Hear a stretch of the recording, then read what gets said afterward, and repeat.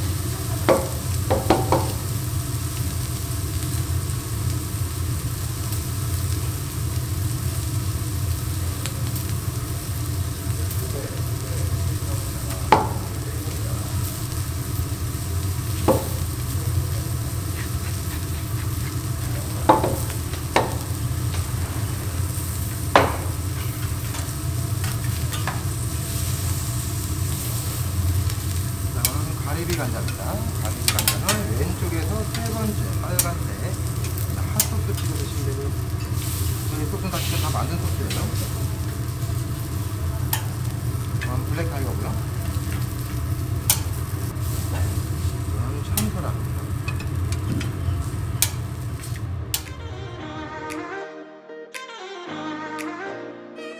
핫소스에 찍어 먹으라고 했는데 조리할 때 이미 간을 해서 그냥 한번 먹어봤습니다. 엥? 별맛 안 나네. 그럼 셰프님 말씀대로 핫소스에 찍어 먹어보겠습니다.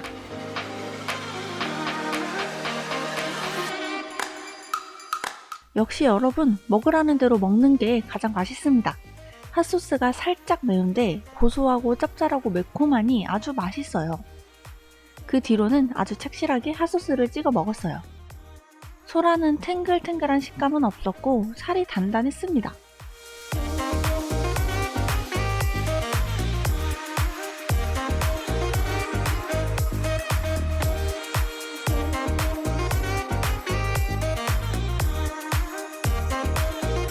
우리 새우는 역시 실망시키지 않네요.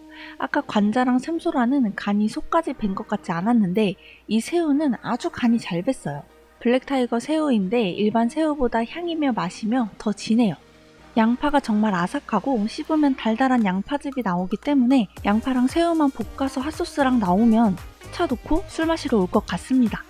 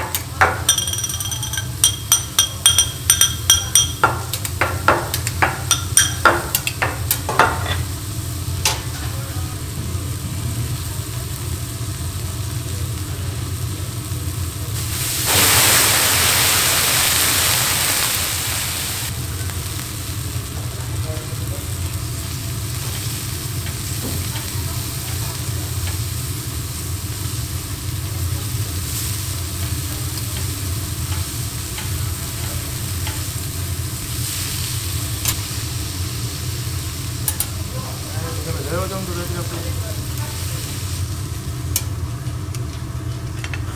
그러면은 한번 고기만 한번 이렇게 한번 찍어 담가 보시고 두 번째 드실 때는 스테이크 위에다가 숙주를 한 3-4개 올리시고 그 위에다가 또 부분만 올리셔가지고 너무 우측 작성돼요.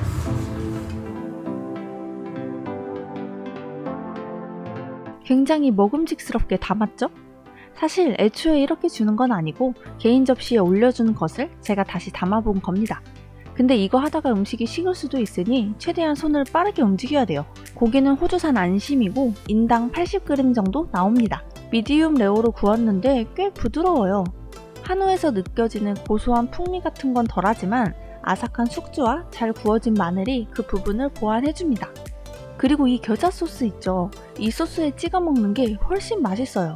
소스 맛이 강하지는 않고 은은한 알싸함과 달콤함이 느껴지거든요. 그리고 정말 이 양파는 좀 아껴둬야 하는 게 해산물이든 고기든 같이 먹으면 너무 잘 어울려서 아껴서 다음 거랑 같이 드시길 추천합니다. 숙주도 맛있어서 겨자 소스에 푹 담가서 국수처럼 먹었어요. 날계란이죠. 날계란으로 그리고 마지막 토마토는 이렇게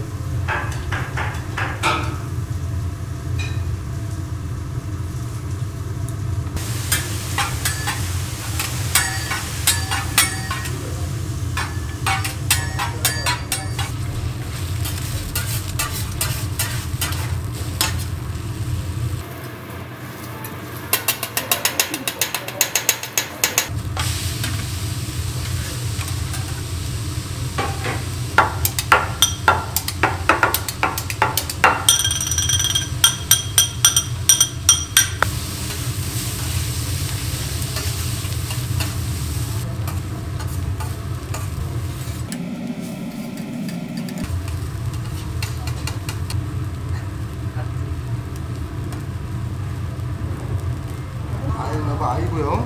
내 자신을 사랑하면 그 상대방도 사랑하기 쉬워요.